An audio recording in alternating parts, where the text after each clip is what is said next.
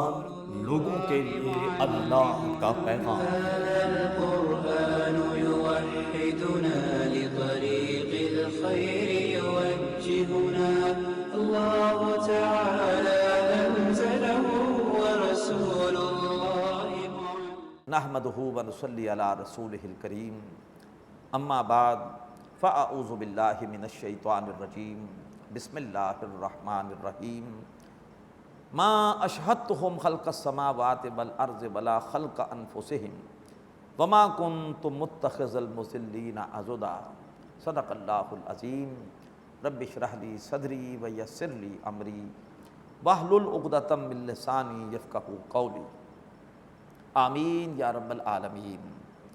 محترم حضرات اور معزز خواتین، سورۃ الاعراف کے 7ویں رکوع میں اللہ تعالیٰ اس قوت کا ذکر کر رہا ہے جو میری اور آپ کی دشمن ہے، جو ہمیں دنیا کے امتحان میں ناکام کرنے پر تلی ہوئی ہے، اور وہ قوت ہے ابلیس اور اس کے ایجنٹ۔ اللہ تعالیٰ نے فرمایا کہ تم مجھے چھوڑ کر ابلیس اور اس کی اولاد کو اپنا دوست بناتے ہو، حالانکہ وہ تمہارے دشمن ہیں۔ ما اشہدتہم خلق السماوات والارض، میں نے ان کو آسمان اور زمین کی تخلیق کے وقت گواہ نہیں بنایا تھا، ان کا کوئی عمل دخل نہیں ہے کائنات کی تخلیق میں، ولا خلق انفسہم، بلکہ ان کی اپنی تخلیق کے وقت بھی ان کو گواہ نہیں بنایا تھا، ان سے پوچھا نہیں تھا کہ میں تمہیں کیسے بناؤں۔ لیکن آج ان کی بات مانی جا رہی ہے، ان کا راج چل رہا ہے، اللہ تبارک و تعالیٰ کی بات نہیں مانی جا رہی۔ کوئی دنیا میں ایسا خطہ ہے کہ جہاں پر اللہ کی مرضی چل رہی ہو؟ 57 ملک ہیں اسلامی، کہیں ایک ملک میں بھی، کسی ایک ملک میں بھی پوری اللہ کی شریعت نافذ ہے؟ کہیں پر بھی نہیں ہے۔ جب اللہ کی شریعت نہیں ہے تو کس کی ہے؟ شیطان کی مرضی چل رہی ہے، شیطانوں کے بنائے ہوئے قوانین ہیں، ان کے ایجنٹ ہیں جو نافذ کر رہے ہیں۔ تو فرمایا کہ اس کائنات کے بناتے وقت میں نے نہ انہیں گواہ بنایا، بلکہ ان کی تخلیق کے وقت بھی ان کو گواہ نہیں بنایا، لیکن آج ان کی مرضی چل رہی ہے، ان کا راج جاری ہے، اللہ تبارک و تعالیٰ کے احکامات نافذ نہیں ہیں۔ وما کنت متخذ المضلین عضدا، اور نہ ہی میں بہکانے والوں کو اپنا ساتھی بناتا ہوں، اپنا مددگار بناتا ہوں۔ وَيَوْمَ يَقُولُ نَادُوا شُرَكَائِيَ الَّذِينَ زَعَمْتُمْ، اور اس روز اللہ تبارک و تعالیٰ پکارے گا کہ شرک کرنے والوں پکارو میرے شریکوں کو کہ جن کے بارے میں تم بڑے دعوے کرتے تھے کہ وہ تمہاری مدد کریں گے۔ فَدَعَوْهُمْ، تو شرک کرنے والے انہیں پکاریں گے، فَلَمْ يَسْتَجِيبُوا لَهُمْ، لیکن ان کے شریک ان کی پکار کا جواب نہیں دیں گے۔ وَجَعَلْنَا بَيْنَهُمْ مَوْبِقًا، اور ہم ان کے درمیان حائل کر دیں گے ایک آگ کی کھائی، آگ کی خندق۔ جن اللہ کے نیک بندوں کو پکارتے تھے وہ اللہ کے نیک بندے تو ہوں گے محفوظ مقامات پر، اور انہیں پکارنے والے بد نصیب ان سے دور ہوں گے، اور درمیان میں ایک خندق ہوگی جس میں آگ بری ہوگی۔ وَرَأَ الْمُجْرِمُونَ النَّارَ، اور دیکھیں گے مجرم آگ، فَظَنُّوا، تو سمجھ جائیں گے، أَنَّهُمْ مُوَاقِعُوهَا، کہ وہ اس آگ میں گرنے والے ہیں، وَلَمْ يَجِدُوا عَنْهَا مَصْرِفًا، اور وہ اس آگ سے بھاگنے کا کوئی رستہ، کوئی جگہ نہیں پائیں گے۔ اب اس کے بعد ذکر آ رہا ہے 8ویں رکوع میں ان قوتوں کا کہ جو دنیا کے اس امتحان میں ہمیں کامیاب کرنا چاہتی ہیں۔ اللہ کے نیک بندوں کا ذکر آ رہا ہے۔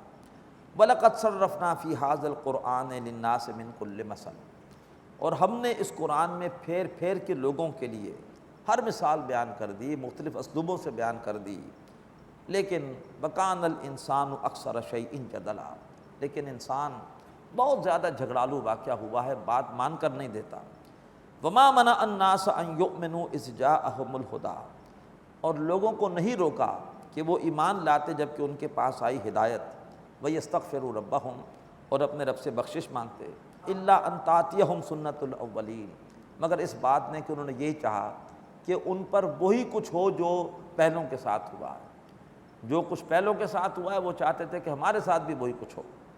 أَوْ يَأْتِيَهُمُ الْعَذَابُ قَبْلًا، اور یا یہ ہے کہ ان پر سامنے سے عذاب آ جائے۔ اب خیر کی قوتیں کون سی ہیں جو ہمیں کامیاب کرنا چاہتی ہیں؟ وہ ہیں اللہ کے رسول صلی اللہ علیہ وسلم۔ وَمَا نُرْسِلُ الْمُرْسَلِينَ إِلَّا مُبَشِّرِينَ وَمُنذِرِينَ، اور ہم نہیں بھیجتے رسولوں کو مگر بشارت دینے والا بنا کر اور خبردار کرنے والا بنا کر۔ وَيُجَادِلُ الَّذِينَ كَفَرُوا بِالْبَاطِلِ، اور وہ لوگ کہ جنہوں نے کفر کیا ہے وہ جھگڑتے ہیں باطل کی بنیاد پر، جھوٹ کی بنیاد پر، لِیُدْحِضُوا بِهِ الْحَقَّ، تاکہ وہ اس کے ذریعے سے حق کا رستہ روک دیں، حق کو ناکام کر دیں۔ وَاتَّخَذُوا آیَاتِی وَمَا أُنذِرُوا ہُزُوًا، اور انہوں نے میری آیتوں کو اور جن جن باتوں سے انہیں ڈرایا گیا تھا اس کو مذاق سمجھا ہوا ہے، سیریس نہیں لیتے۔ وہ قرآن مجید کی وعیدوں کا بھی مذاق اڑاتے ہیں، یہ خامخواہی کے ڈھکوسلے ہیں، ڈراوے ہیں، ایسے ہی۔ وَمَنْ أَظْلَمُ مِمَّنْ ذُكِّرَ بِآیَاتِ رَبِّهِ، اور اس سے بڑھ کے ظالم کون ہوگا کہ جسے اس کے رب کی آیات کے ذریعے سے نصیحت کی جائے، فَأَعْرَضَ عَنْهَا، تو وہ اس سے اعراض کرے۔ اللہ تبارک و تعالی ہمیں محرومی سے محفوظ فرمائے۔ ہمارے سامنے بات کس ذریعے سے آ رہی ہے؟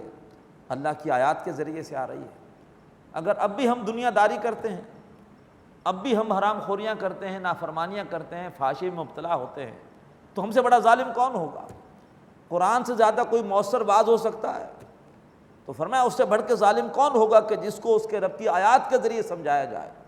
فَأَعْرَضَ عَنْهَا، تو وہ پھر بھی اعراض کرے، اپنے رویے کو، اپنے طرز عمل کو، اپنی ترجیحات کو نہ بدلے۔ وَنَسِیَ مَا قَدَّمَتْ يَدَاهُ، اور جو بھی کمائی آگے بھیجی اس کو بھول جائے، اس پہ کوئی ندامت نہ ہو، اس پہ کوئی توبہ نہ ہو، اس پہ کوئی استغفار نہ ہو۔ اِنَّا جَعَلْنَا عَلَىٰ قُلُوبِهِمْ أَكِنَّةً أَن يَفْقَهُوا، ہم ایسے ظالموں کے دلوں پر پردے ڈال دیتے ہیں کہ وہ بات کو سمجھ سکیں۔ اللہ پھر سزا دیتا ہے کہ تمہارے سامنے میری آیات آئیں اور تم نے میری آیات سننے کے باوجود کوئی تبدیلی اپنے عمل میں نہیں کی، اللہ تعالیٰ عمل کی توفیق سے محروم کر دیتا ہے۔ ہم ان کے دلوں پر پردے ڈال دیتے ہیں کہ وہ بات کو سمجھیں۔ وفی آذانہم وقرا، اور ان کے کانوں میں ڈال دیتے ہیں بوجھ۔ وَإِن تَدْعُوهُمْ إِلَى الْهُدَىٰ، اور اگر اے نبی آپ انہیں بلائیں ہدایت کی طرف، فَلَن يَهْتَدُوا إِذًا أَبَدًا، تو وہ کبھی بھی پھر ہدایت کی طرف نہیں آئیں گے۔ وَرَبُّكَ الْغَفُورُ ذُو الرَّحْمَةِ، اور اے نبی صلی اللہ علیہ وآلہ وسلم، آپ کا رب تو بہت بخشنے والا ہے اور بہت رحم فرمانے والا ہے۔ لَوْ يُؤَاخِذُهُم بِمَا كَسَبُوا، اگر وہ انہیں پکڑنا شروع کر دے فوراً ان کی کمائی کی وجہ سے، لَعَجَّلَ لَهُمُ الْعَذَابَ، تو ان کے لیے عذاب کو جلدی کر دے۔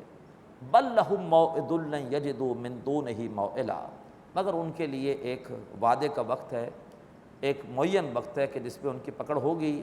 بَل لَهُم مَوْعِدٌ لَن يَجِدُوا مِن دُونِهِ مَوْعِلًا، پھر اس وعدے کے وقت سے وہ سرکنے کی کوئی جگہ نہیں پائیں گے۔ وَتِلْكَ الْقُرَىٰ أَهْلَكْنَاهُمْ لَمَّا ظَلَمُوا، اور یہ ہیں وہ بستیاں کہ جن کو ہم نے ہلاک کیا جب کہ انہوں نے ظلم کیا۔ وَجَعَلْنَا لِمَهْلِكِهِمْ مَوْعِدًا، اور ہم نے ان کی ہلاکت کے لیے بھی ایک وعدے کا وقت طے کر دیا تھا۔ اس وقت تک جب انہوں نے توبہ نہیں کی، مہلت سے فائدہ نہیں اٹھایا، تو پھر اللہ نے تباہ کر دیا۔ اب اس کے بعد ایک واقعہ بیان ہو رہا ہے کہ جس کے ذریعے سے اللہ تعالیٰ پردہ اٹھا کر دکھا رہا ہے کہ چیزوں کا ظاہر کچھ ہوتا ہے، ان کی حقیقت کچھ ہوتی ہے۔ ظاہر پرستی کی بڑی مؤثر نفی ہے اس واقعے میں۔ کئی احادیثی کتابوں میں واقعہ مذکور ہے۔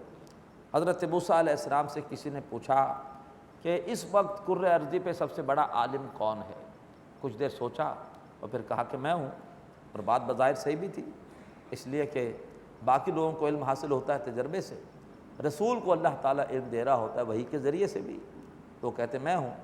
اللہ نے حضرت موسیٰ علیہ السلام کو بتایا کہ نہیں، ہمارے علم کی کئی شاخیں ہیں، ایک شاخ کے اعتبار سے، علم تشریح کے اعتبار سے بلا شبہ آپ آگے ہیں، لیکن ایک علم تکوینی بھی ہے کہ جو آپ کو نہیں پتہ، اس کے حوالے سے ہم نے کسی اور کو نوازا ہوا ہے۔ فلاں جگہ جائیے جہاں پر کہ دو دریا ملتے ہیں، اور وہاں پر آپ کی ملاقات ہمارے ایک بندے سے ہوگی جن کا نام ہے خضر، اور ان کے ذریعے سے آپ کچھ علم تکوینی میں سے بھی کچھ سیکھیے۔ حضرت موسیٰ علیہ السلام گئے، اب وہ واقعہ شروع ہوتا ہے۔ فرمایا وَإِذْ قَالَ مُوسَىٰ لِفَتَاهُ، اور یاد کرو جب کہ موسیٰ علیہ السلام نے کہا تھا اپنے نوجوان ساتھی سے، یوشع بن نون جو بعد میں نبی بنے ہیں علیہ السلام، ان سے، لا ابرح، کہ میں برابر چلتا رہوں گا چلتا رہوں گا چلتا رہوں گا، حتیٰ ابلغ مجمع البحرین، یہاں تک کہ میں دو دریاؤں کے سنگم پر پہنچ جاؤں، او امضیہ حقبہ، اور یا یہ ہے کہ میں صدیوں چلتا رہوں گا جب تک کہ میں دو دریاؤں کے سنگم پر نہیں پہنچتا۔ اب یہ کون سی جگہ ہے اس کے بارے میں مختلف آراء ہیں۔ ایک رائے یہ ہے کہ مصر اور سوڈان کی سرحد پر دریائے نیل کے دو حصے ہو جاتے ہیں، تو لہٰذا غالباً یہ وہی حصہ ہے دریائے نیل کا کہ ایک کا پانی سفید سا ہے، ایک کا پانی ذرا نیلا سا ہے، لہٰذا یہ وہ مقام ہے غالباً کہ وہاں پر ان کی ملاقات حضرت خضر سے ہوئی ہے۔ فرمایا فلما بلغ مجمع بینہما، اب جب وہ دونوں پہنچے دونوں دریاؤں کے سنگم پر، نسیا ہوتا ہما، تو وہاں پر وہ دونوں اپنی مچھلی کو بھول گئے۔ مچھلی تلی ہوئی تھی، رکھی ہوئی تھی جو ہے وہ ان کے تھیلے میں، اور رکھی اس لیے تھی کہ اس کو خوراک کے طور پر استعمال کریں گے، تو اس مچھلی کو وہ دونوں وہاں پر بھول گئے۔ فاتخذ سبیلہ فی البحر سربا، اور اس مچھلی نے اپنی راہ بنا لی سمندر کی طرف جو ہے وہ سرنگ بناتے ہوئے۔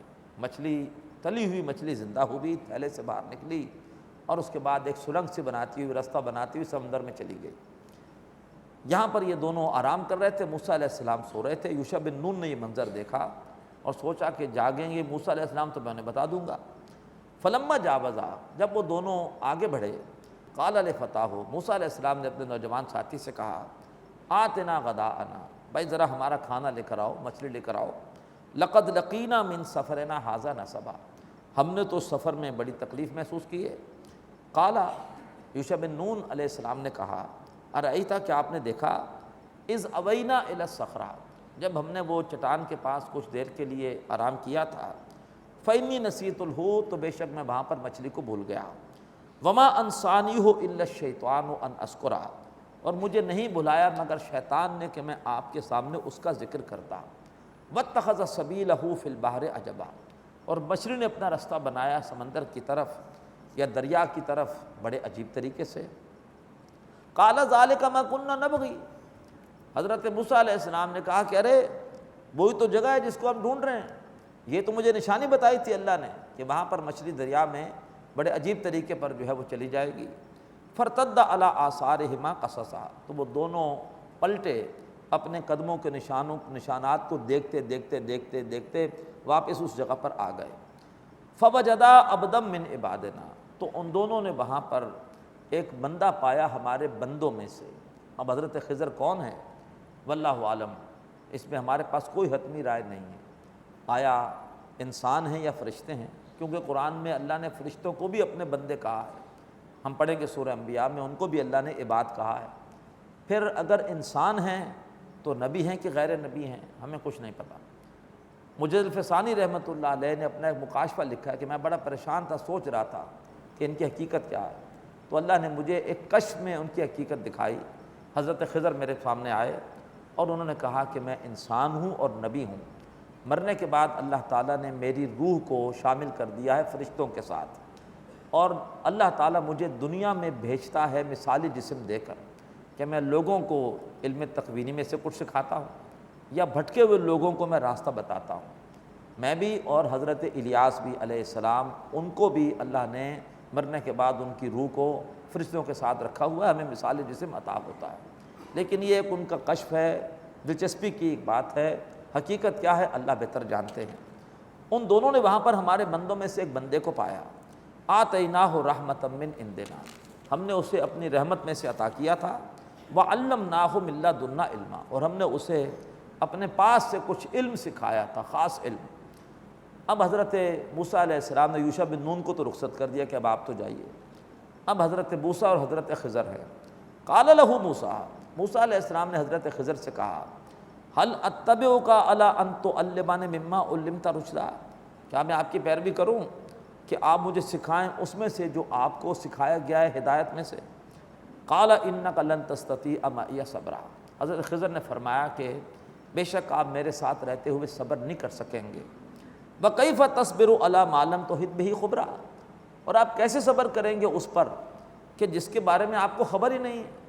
لہٰذا بالکل فطری بات ہے کہ آپ صبر نہیں کر سکیں گے، آپ جو کچھ میرے ساتھ دیکھیں گے۔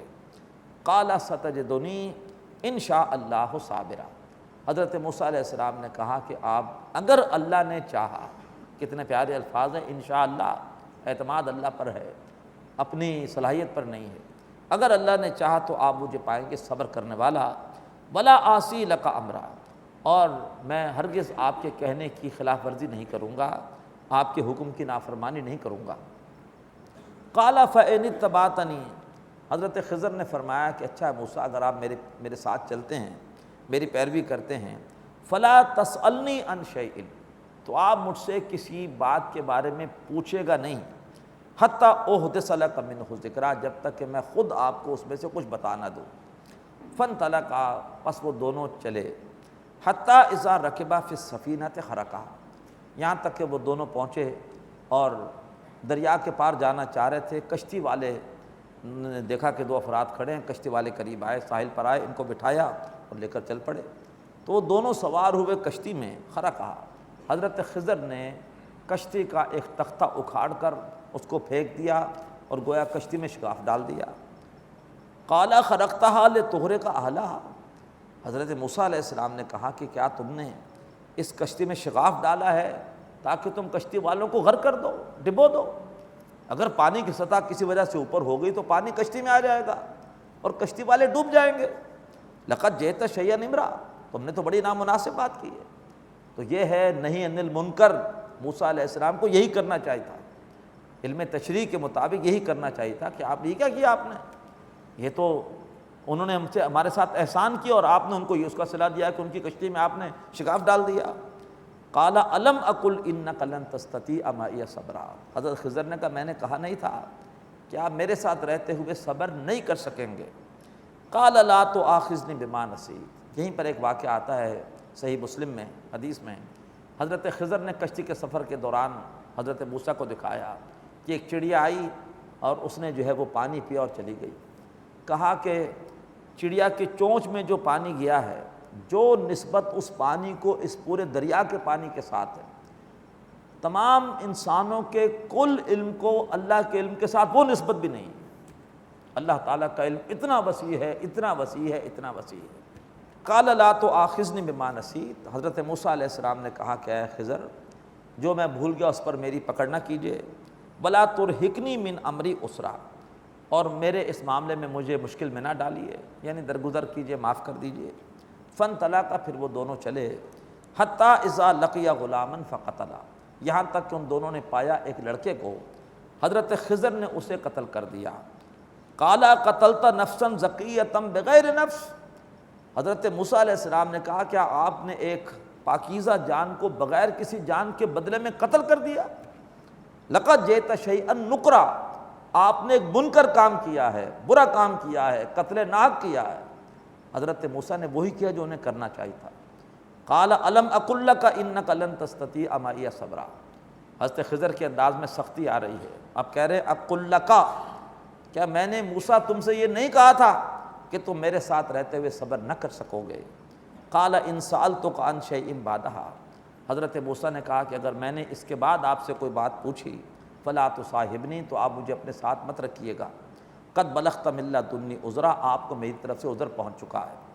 فانطلقا، پھر وہ دونوں چلے، حتی اذا اتیا اہل قریۃ استطعما اہلھا، یہاں تک کہ وہ دونوں ایک بستی میں پہنچے اور بستی والوں سے ان دونوں نے کھانا مانگا، مسافر تھے، بھوک لگی تھی، کھانا مانگا۔ فابوا ان یضیفوہما، تو بستی والوں نے منع کر دیا کہ ان کی ضیافت کریں۔ فوجد فیہا جدارا یرید ان ینقض فاقاما، تو ان دونوں نے وہاں پر پایا ایک دیوار کو کہ گرا چاہتی ہے، حضرت خضر نے دیوار کی مرمت کی اور اسے بالکل سیدھا کر دیا۔ قال لو شئت لاتخذت علیہ اجرا، موسیٰ علیہ السلام نے کہا کہ اگر آپ چاہتے تو آپ ان سے اس پر اجرت لے لیتے، بخیل بستی والوں کا کام آپ نے بلا معاوضہ کر دیا، آپ کو ان سے اجرت لینی چاہیے تھی۔ قال ھذا فراق بینی و بینک، حضرت خضر نے کہا کہ اب موسیٰ میرے اور تمہارے درمیان جدائی ہے، تم نے خود ہی کہا تھا اگر میں کچھ پوچھوں تو مجھے اپنے ساتھ مت رکھیے گا۔ سأنبئک بتأویل ما لم تستطع علیہ صبرا، اب میں عنقریب آپ کو بتاؤں گا حقیقت ان باتوں کی کہ جن پر آپ صبر نہ کر سکے۔ اما السفینۃ فکانت لمساکین، جو کشتی تھی وہ کچھ مسکینوں کی تھی، محتاجوں کی تھی، یعملون فی البحر، جو کہ دریا میں محنت مزدوری کرتے تھے۔ فاردت ان اعیبھا، میں نے چاہا کہ اس میں کچھ شگاف ڈال دوں، عیب پیدا کر دوں، کیوں؟ وکان وراءہم ملک یاخذ کل سفینۃ غصبا، اس لیے کہ ان کے پیچھے ایک بادشاہ تھا جو کہ صحیح سالم کشتیوں پر قبضہ کر رہا تھا۔ بادشاہ کو اپنی کسی مہم کے لیے ضرورت تھی کشتیوں کی، وہ ہر صحیح سالم کشتی کو جو ہے وہ اپنے قبضے میں لے رہا تھا۔ تو کشتی کا ایک تختہ ضائع ہو گیا، پوری کشتی بچ گئی۔ بتاؤ، بظاہر شر ہے، حقیقت میں کیا ہے؟ خیر ہے۔ وَأَمَّا الْغُلَامُ فَكَانَ أَبَوَاهُ مُؤْمِنَيْنِ، تو وہ جو لڑکا تھا اس کے دونوں ماں باپ صاحب ایمان تھے۔ فَخَشِينَا أَن يُرْهِقَهُمَا طُغْيَانًا وَكُفْرًا، تو ہم نے یہ خطرہ محسوس کیا کہ وہ ان کو عاجز کر دے گا اپنی سرکشی اور اپنے کفر کی وجہ سے۔ اس نے نالائق نکلنا تھا اور اپنے مومن والدین کو اس نے پریشان کرنا تھا۔ فَأَرَدْنَا، تو ہم نے چاہا، أَن يُبْدِلَهُمَا رَبُّهُمَا خَيْرًا مِّنْهُ زَكَاةً وَأَقْرَبَ رُحْمًا، کہ ان کا رب ان کو بدل کر دے دے ایسا بچہ جو کہ بہتر ہو پاکیزگی کے اعتبار سے بھی اور زیادہ صلہ رحمی کرنے والا بھی ہو، والدین کے ساتھ اخلاق سے اور شفقت سے پیش آنے والا بھی ہو۔ تو بظاہر شر تھا، حقیقت میں کیا تھی؟ حقیقت میں یہ سب کے سارے معاملات خیر تھے۔ وَأَمَّا الْجِدَارُ فَكَانَ لِغُلَامَيْنِ يَتِيمَيْنِ فِي الْمَدِينَةِ، اور جو دیوار تھی وہ شہر میں دو یتیم بچوں کی تھی۔ وَكَانَ تَحْتَهُ كَنْزٌ لَهُمَا، اور اس دیوار کے نیچے ان دونوں کے لیے ایک خزانہ مدفون تھا۔ وَكَانَ أَبُوهُمَا صَالِحًا، اور جو ان دونوں کے والد تھے وہ بڑے نیک انسان تھے، فوت ہو گئے، اور بچوں کے لیے جو وراثت چھوڑ گئے وہ وراثت دیوار کے نیچے دفن تھی۔ فَأَرَادَ رَبُّكَ، تو اے موسیٰ آپ کے رب نے یہ چاہا۔ اب دیکھیے، جو پہلے دو کام تھے بظاہر تخریبی تھے، کشتی میں شگاف ڈالنا اور بچے کو قتل کرنا، اس کو حضرت خضر نے اپنی طرف منسوب کیا، میں نے یہ چاہا، میں نے یہ چاہا۔ دیوار کی تعمیر کا کام تعمیری تھا، اس کو اللہ کی طرف منسوب کیا۔ تو کس قدر جو ہے وہ قرآن مجید کے الفاظ میں بھی آپ دیکھتے ہیں کہ ایک خاص حکمت ہے۔ فَأَرَادَ رَبُّكَ، تو اے موسیٰ تمہارے رب نے یہ چاہا، أَن يَبْلُغَا أَشُدَّهُمَا، کہ وہ دونوں بچے یعنی دونوں یتیم بچے اپنی پختگی کی، سمجھ کی عمر کو پہنچیں۔ وَيَسْتَخْرِجَا كَنْزَهُمَا، اور وہ دونوں کے دونوں اپنے اس خزانے کو دیوار کے نیچے سے نکال لیں۔ اگر دیوار گر جاتی، خزانہ ظاہر ہو جاتا، تو یتیموں کے مال پر بخیل بستی والے قبضہ کر لیتے۔ اللہ چاہتا تھا کہ حق بحقدار رسید، جو حق ہے وہ حقداروں کو ملے، اس لیے اللہ تبارک و تعالیٰ نے چاہا کہ دیوار کو صحیح طرح تعمیر کر دیا جائے تاکہ وہ خزانہ وہ حقداروں تک پہنچ جائے۔ رحمتم من ربک، اے موسیٰ یہ سارے کے سارے جو واقعات ہوئے ہیں یہ تیرے رب کی طرف سے رحمت ہیں۔ وما فعلتہ عن امری، اور یہ سب کا سب میں نے اپنی مرضی سے نہیں کیا، یہ سب کا سب میں نے اللہ تبارک و تعالیٰ کے حکم سے کیا ہے۔ ذالک تعویل ما لم تستطع علیہ صبرا، اے موسیٰ یہ ہے ان باتوں کی حقیقت کہ جن کے اوپر آپ صبر نہیں کر سکے۔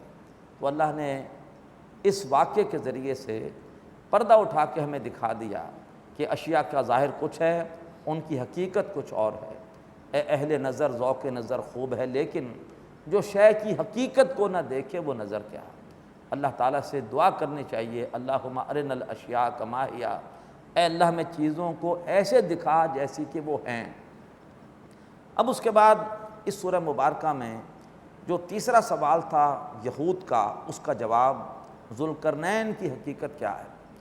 ذوالقرنین کے بارے میں بڑا اختلاف تھا کہ یہ کون سے بادشاہ ہیں، اس لیے کہ ایک طرف تو قرآن مجید بتاتا ہے کہ بہت بڑے فاتح تھے، کئی مہمات میں انہیں فتح حاصل ہوئی، لیکن ساتھ ہی قرآن مجید بتاتا ہے کہ بڑے نیک اور پارسا بھی تھے۔ اب اگر تاریخ میں دیکھتے ہیں بڑے بڑے فاتحین کو تو ان کا کردار تو بڑا گھٹیا نظر آتا ہے، لہٰذا عجیب جو ہمارے مفسرین ہیں قدیم وہ پریشان رہے ہیں کہ یہ کون تھے، لیکن اب رفتہ رفتہ تحقیق کے بعد جدید مفسرین تقریباً متفق ہیں کہ اس سے مراد ایران کے بادشاہ سائرس ہیں یا کیا خورس ہیں۔ انہوں نے ایران میں ایک ریاست جو متحدہ بنائی، ان سے پہلے ایران کی ریاست دو حصوں میں تقسیم تھی، پارس اور میڈیا۔ انہوں نے دونوں ریاستوں کو جوڑ کر عظیم ایران کی ریاست کی بنیاد رکھی اور اپنے تاج میں دو سینگ لگائے کہ وہ اس بات کا اظہار تھا کہ انہوں نے دو ریاستوں کو متحد کیا ہے۔ تو کرن کہتے ہیں سینگ کو، تو ذوالقرنین دو سینگوں والا۔ اور تاریخ میں معلوم ہوتا ہے کہ غالباً زرتشت نبی تھے کہ جن کی تعلیمات سے متاثر ہو کر جو ہے وہ یہ اسلام قبول کر چکے تھے، اور اس کے بعد انہوں نے پوری حکومت کی ہے واقعتاً عدل کے ساتھ اور انصاف کے ساتھ۔ ان کی 3 مہمات کا ذکر تاریخ میں آتا ہے۔ ایک مہم مغرب کی طرف تھی، عراق پر حملہ کیا، یہودیوں کو وہاں سے وقت نصر کی قید سے آزاد کرایا اور انہیں بیت المقدس واپس بھیجا۔ اسی لیے یہودیوں نے ان کے بارے میں سوال پوچھا تھا، کیونکہ یہ یہودیوں کے محسن تھے۔ دوسری مہم ان کی تھی مشرق کی طرف، ساحل مکران تک بلوچستان میں آئے، یہاں پر فتوحات کی۔ تیسری مہم ان کی تھی پھر شمال کی طرف، کوہ کیشیا کے علاقے میں گئے، اور وہاں پر جا کر انہوں نے یاجوج ماجوج سے حفاظت کے لیے لوگوں کی ایک دیوار بنائی، جو کہ تقریباً 50 میل جو ہے وہ لمبی تھی اور تقریباً 29 فٹ اونچی تھی، اور کوئی 15 فٹ کے قریب چوڑی تھی، میٹالک جو ہے وہ دیوار تھی جو انہوں نے بنائی۔